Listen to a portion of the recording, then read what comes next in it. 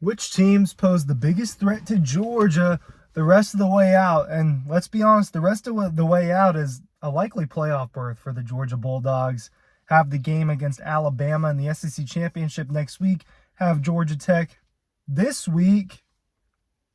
No one's playing as good as Georgia. Nobody is playing as well as the Georgia Bulldogs. It took a while for everyone to come around, and rightfully so. Look, 2 months ago, Georgia didn't look like this far and away number one team. I've always thought that Georgia was the best team in the country. But it wasn't obvious before. Now, I think it's obvious, and I haven't seen a single opinion since Georgia's beatdown of Ole Miss that has the Dogs anywhere but number one in college football. It's pretty much undisputed right now. That's reality for Georgia. Is everyone thinks you're number one, you're playing like number one, and the Dogs are probably the best team in the country. But who are the biggest challenges left over? Will it be Alabama? Does Alabama have the best chance to beat Georgia? And obviously they have a guaranteed chance because the two teams are facing off in the SEC Championship. And Alabama, that is a must-win for the Tide. You've got to win that game if you want to make the college football playoff. And in that case, possibly both teams make the playoff, right? Like we saw 2 years ago, like we saw in 2017. That's been the case where both Georgia and Alabama have made the playoff. We could see that. Is it one of those two Big Ten teams? Is it Michigan or Ohio State? We've got to do a little bit of thinking. Is it Oregon? I think a lot of people would have said Florida State. I don't know if people are going to say Florida State with Jordan Travis not playing. And here's my thing about Florida State. I'll get that out of the way. Without Jordan Travis, I don't think this team is a true championship contender. Florida State Seminoles could certainly end up 13-0 and in the playoff. And perhaps they'd be playing Georgia if that's the case. If Florida State ends up in that situation, I don't think that game between Georgia and Florida State would be close. I think Georgia would beat up on Florida State. I think that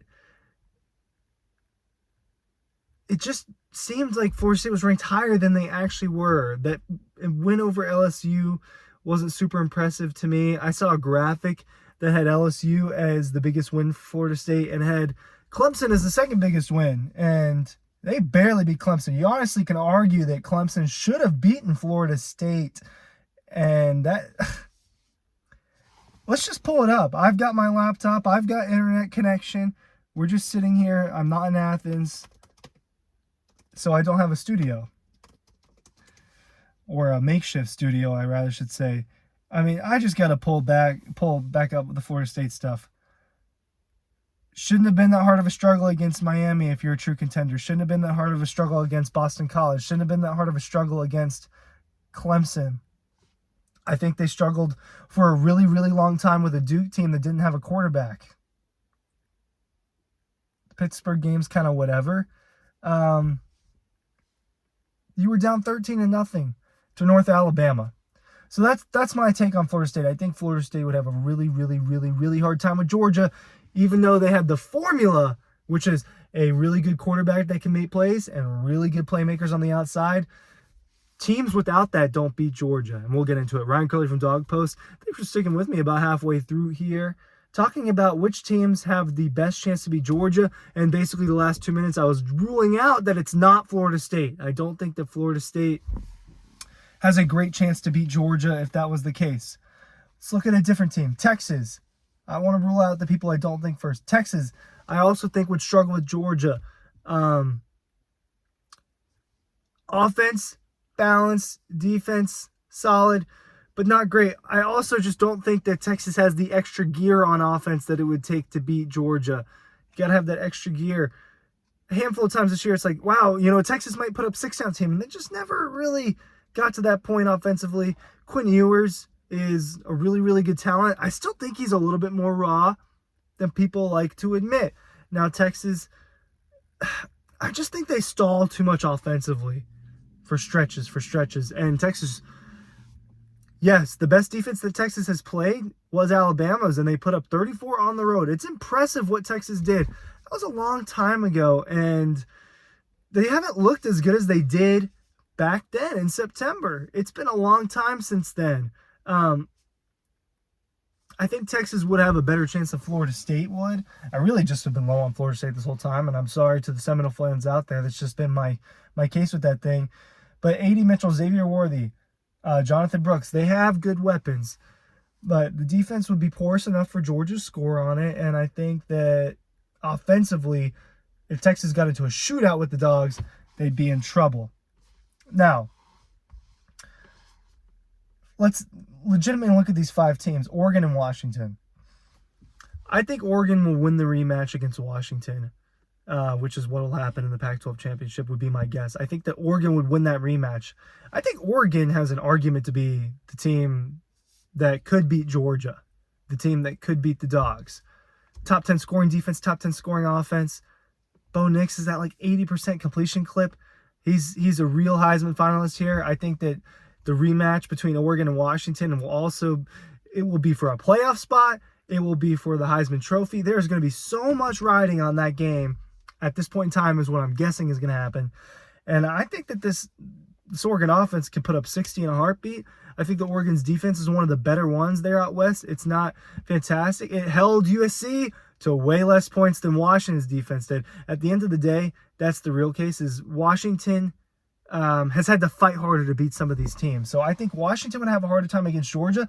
The other reason with that is Bo Nix is a better playmaker than Michael Penix Jr. Michael Penix Jr. has the arm talent and everything, but when it comes to, are you going to be able to beat Georgia with your legs and get to the outside and make plays like C.J. Stroud did, like Joe Burrow did, like Bryce Young did? I think that Bo Nix can do that easier than Michael Penix Jr. can, even though I think Michael Penix Jr. is a better quarterback, has a sick arm. I've obviously been high on Michael Penix all year. Oregon has its case, and in turn, with Alabama, it's similar. Milroe is going to make plays on this Georgia defense. I think Jalen Milroe is going to make plays. Is Alabama just going to run all over Georgia? I have a hard time seeing that. The challenge for Milroe will be the same challenge that Joe Milton had.